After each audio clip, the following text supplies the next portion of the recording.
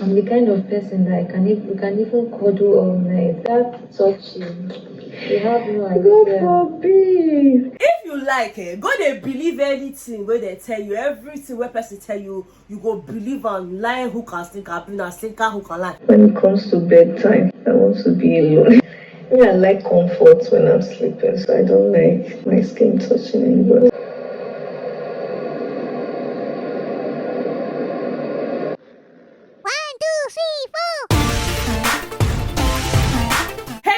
Welcome back to my channel. My name is Austin Betha. I'm excited to have you here. Now, if this is your first time coming across my channel, you are definitely welcome. Please make sure to hit on the subscribe button before you leave. Also, give this video a thumbs up right now or at the end if you enjoyed watching it, okay? And of course, to my returning Bethans, you already know how I feel about you. I love you guys so much. You guys are the absolute loves of my life, my LOML anytime, any day. Okay, guys, I'm so excited to be here. Now, without wasting any time, let's just get straight into the gist, okay? Last night, the housemates had Tecno task. And hello, big brother, that task, what's in the happen? Even me, when they watch yourself, I tire at some point. I'm just like, Biggie, this game down there near midnight. Wait till they occur.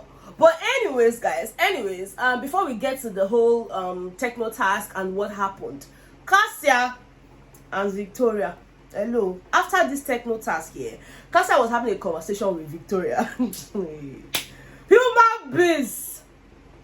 Human beings, they feel deceive you, so say you go call confused. Anyways, Victoria and Kassia, they were having a conversation. They were just gisting generally, and Kassia had spoken about her sister who was finding it very difficult to sort of conceive and all of that, right, after her marriage. And her sister was taking a lot of concussions, a lot of this. You know how housemates gist normally now. So she was basically telling Victoria that one of the days, she got a revelation to just tell her sister to just pray instead of taking all these plenty concussions. And you would know, I don't know if this happens everywhere or if it's just in Africa, that when a woman is trying to conceive, once they have tried hospital and all of that, the next thing is they'll start bringing concussions. By concussions, I mean agbo, herbs. Agbo is a Yoruba term for herbs. They will boil it, leaves, tree barks and all of that, just hoping that something would work, which sometimes, in fact, a lot of times it works. But then again, it also has its side effects, guys. Let me know. I'm not sure. I never drink anyone before so I define belle, but just let me know all of that. Now for Kassia, she's like, she had told her sister to just stop taking all these things, that she should pray, that God will answer her. That was the message she got for her sister, and her sister of course took to her advice and started praying about it instead of continuing with the whole concussions, right? Now, after a while, her sister conceived, and now she doesn't even have just only one kid. She has kids, so that was like a testimony that she was sharing. And then Victoria at some point was not like, you, Kassia, you know how they always tease each other now. You, Kassia, small time now, you call us for a wedding, we'll wear ashrabi, we'll do this, we'll do that. And then Kassia started telling her again, you say Kassia get gist plenty. Kassia was now telling her how, like, people were laughing at her after her younger sister got married and all of that. And it's like, you, what are you doing? Your sister is getting married and all of that. You are here. You are, and this again happens a lot. You would find that the older, and please, can I just ask this question? Is there a law? Is there a law? I mean, I get it. In fact, I don't get it. Is there a law that says that you, as the older one, must get married first? What if you don't find your own life partner first? And your siblings find first? I want to go marry person, we say they don't send me to Ram, they don't send me to in Destiny and vice versa. Why I go marry them? Because they pressure tiwa, because people they pressurize you. I don't really know. I mean, I'm sure a lot of people want to get married, but them being single is not a thing of choice. It's, you probably haven't found the person. I don't know. Am I the only person that's processing this thing this way? Because it happens a lot, and I would really like to hear your thoughts on that in the comment section. Tell me how you feel, when you hear situations like, oh, why have you not gotten married? Your younger sisters are all married. Your younger siblings, brothers and sisters, all of them don't marry. Waiting they wait for, like, I mean, how do you deal with that as a single lady who obviously is, up to the age of getting married and it probably hasn't happened? Please let me know. But then again, if you don't feel so comfortable sharing, it's totally fine, okay? Anyways, moving on, because at this point I don't want to digress.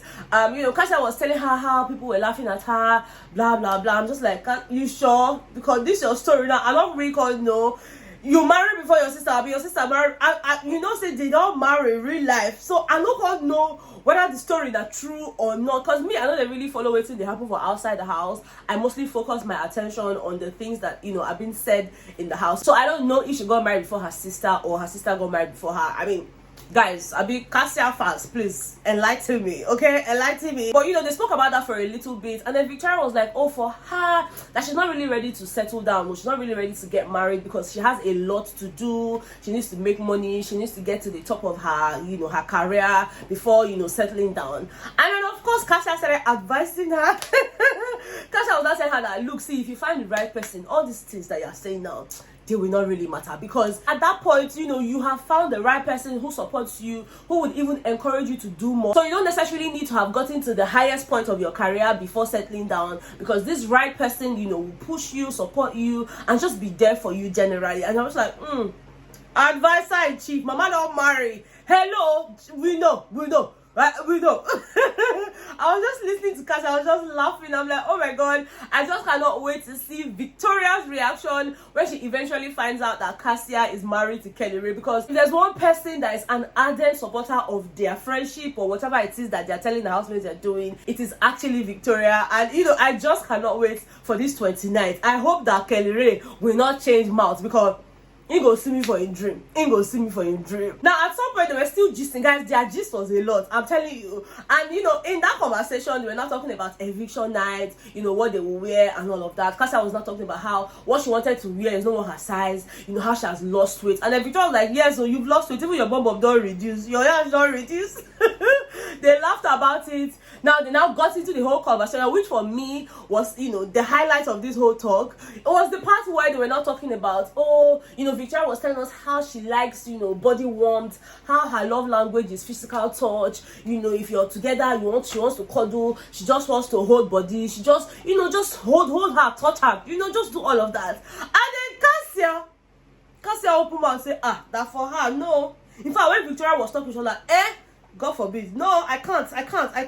Say if she wants sleep like this, she know they like make person body, they touch her body day or day, make her day my day. I don't like anybody. In fact, I like my comfort, I like my space. I say, Mama, you say, because few minutes after they finish that conversation now, Mama entered the head of house lounge and the head of house condo with her husband.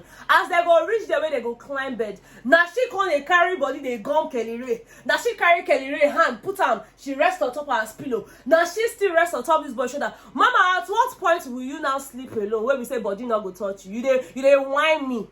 You they whine me. Where we say no, when you talk this thing, you don't go inside, they do another thing. And it's just how she's just maintaining the whole character thing of, oh, I'm single, I don't want to give out any clues whatsoever. It's just really nice to see that even in vulnerable conversations, they're still really aware of their game and they're not really losing focus, if you get what I mean. But yeah, I found that really hilarious and I thought to mention. Okay, now back to the task that they had yesterday, guys. It was a lot, like I mentioned. It was a Tecno task, and Big Brother had told them that there were different phases to this, and at the beginning of it, he had told them that they were playing as individuals, right? So this is not a case of pairing them up with anybody. Big Brother really wanted them to showcase their personal styles in a fashion runway, and of course there were physical games as well that they had to play before the whole fashion runway thing, right? Now for these games, there were actually 3 games or 3 steps. The first one was actually called stop at goal or something like that, and housemates were expected to score as many goals as possible into a rotating goal post, and Big Brother had given them 3 minutes to do this, and each goal that you score actually attracts 5 points. Now you go need score the goal inside the goal post. So say they rotate, so say I self they turn me where they watch them. Biggie, where you see all these games from? Where? We cannot really do. And for the second game, they were actually presented with some metal something. There was like a metal railing, where you're supposed to actually move the ball from one level to the other until you get to the catcher at the level 6. Level 6 was the highest, so you need to get your ball to that catcher, and you're not allowed to touch the ball or hold the ball, except it falls. And if it falls, you have to start from the beginning. It's not like you now replace it to that point where you were before. No, you have to start afresh. So you move the ball from level 1, level 2, level 3 up until you get the catcher at level 6. And for that one, you get 10 points. Right now, for the third game, it was called the hopscotch game. And for this one, you need to walk through the mat of hands and foot. You guys know that mat that Big Brother usually places in the arena. So basically, if you find that it's a hand, you put your hand. Anyone that is a foot, you put your foot. If if you mismatch it, then of course you know that you have to start again. Big Brother also told them that they had 3 trials. If you try 3 times and you miss it, then you're buzzed out of the game. Now they did all of that, and guys, let me tell you, Ozee was on fire last night, okay? Because for the whole moving the ball from one level to catcher 6, Ozee finished in 54 seconds. I'm like, guy, what is this speed? What is this speed? And for this hopscotch game, the whole putting your hand and your leg on the mat, Ozee finished at 57 seconds. Yes. And then of course it was time for them to move on to the fashion runway. Now for this particular one, Big Brother had mentioned to them that there were 2 racks in the arena. One actually had clothes, that had their names scrambled on it, and the other one had extra clothes for the housemates to accessorize with. And when you're called, you're supposed to just pick one of the bags, or one of the bags on the rack that has your name, and then the one with the whole accessory thing. And Big Brother also told them that he was going to be calling them into the arena to pick based off of their scores. So basically, the person with the highest score will be called in first. And of course, Big Brother had called in Ozee into the arena to come and pick, because Ozee had a total of 35 points. Now for second position, it was Victoria. Victoria finished with 30 points. For third position, it was Anita, Suj, and Tofa, and they finished with 20 points each. And then of course, Big Brother called Kassia, who had finished with 15 points, and then Onyeka 10 points. Ozee, Kelly, Nelly 5 points each, and then last but not the least was Wani. In fact, Big Brother did not even bother calling her score, because mainly he said Wani. Big Brother was like, Biggie, thank you. I know I finished with 50 points, and then she just really walked, took her precious time, walked, got her bag. Big Brother, thank you. Big Brother, thank you. Big Brother now asked her, is it because I did not call your points? She now said yes. So we know for a fact that Wani had the lowest points, but we do not know what her point was, because if it be 1, if it be 2, but yeah, they had that. Now at this point, Big Brother gave them 30 minutes to get ready, just get into character for the runway show and all of that. Now after 30 minutes, he called them back into the arena, and were expected to walk through the runway and then strike a pose at some point, on the stage with the Tecno phones that were provided for them, as part of their appearances and all of that, right?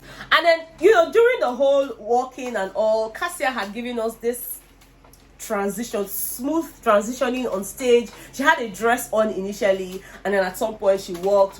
Next thing, she took off the dress, and there was a jumpsuit underneath. It was really nice. It was nice. And for that, she got an additional 10 points, because Big Brother had mentioned that Kassia won that particular round with that whole, fascinating transition and all of that. So that actually got her 10 points. Now, if you add 10 points to her initial 15 points, it just means that she had a total of 25 points. But then after all of that, there could only be one winner, and the winner with the highest points in all the games, across everything that they did last night, was Ozee. So yeah, congratulations to Ozee for winning the Tecno task last night. I think this is like his second time winning Tecno task. Guys, remind me, but I think he has won Tecno task before. But anyways, congratulations to him. Now the housemates obviously left the arena tired. Again, this game took so long. It took so long, and housemates literally just started going to bed and all of that. But for some reason, Onyeka stayed back, because she really wanted to work on the wager, the storyline, and all of that. Plus, it can't be like say ideas can't dey flow and all of that. So she was writing. Kelly was with her, giving her moral support, telling her, "Don't worry, I'm going to give you 6 bottles of Guinness on Saturday." I don't know the way they go give them, but he promised her that. Even the Mbadiwe boys were with them as well, just keeping them company and all of that. Up until day 2, they got tired. They said they want to go sleep. Onyeka still remained there. In fact, Onyeka said she go carry the book and the Bible, go her bed, so that even when she dey sleep, if idea comes, she go quickly wake up, write time. I'm like, okay girl. Script writer extraordinaire. So they had all of that, guys. It was such a tired night, because housemates don't tire. These are basically the things that happen in the house over the night. Yeah, if I missed out on anything, let me know in the comment section. Okay, oh, by the way, guys, Handy obviously had her media rounds, and she had mentioned that she's sure that Ben actually touched her, and in fact that she and Ben had a conversation in the house where Ben was begging her to drop it. And I'm like, She said, yeah, that Ben actually begged her to drop the whole case, you know, that he was intoxicated, he was this, he was that. Now, what I don't know is if they had that conversation while he was still intoxicated and he was telling her to drop it, or if they had that conversation like much later. She mentioned that she's not a baby. She knows when somebody touches her, you know, and she will not just wake up one day and say, oh, somebody touched me. No, that she's not that kind of person. So, you know, for her, she has let it go. But if Ben wants to still pursue with the whole, you know, lawsuits, then see you in court, boy. See you in court. So at this point, I don't really know. I don't really know. Guys, let me know what you think. Do you think they should actually take this whole issue to court? Because no, it's not even like Big Brother has even given them clips to sort of prove their points and all of that. They have nothing. You know, Ben has nothing, Handy has nothing. It's just, you said this, you said that, you told me in my ears and all of that. So I guess if they need to go to court, then Big Brother might actually need to provide them with, you know, video clips. But I'm also guessing that if at this point there's been no video clips, it just probably means that the cameras did not catch that, you know, immediately. Because again, it was in the night, and I don't know, guys, let me know what you think. Okay, I would like to hear your thoughts on this. And yeah, thank you so much for being here. Thank you so much for watching. I love you guys so much, and of course I will see you on the next one. Okay, bye.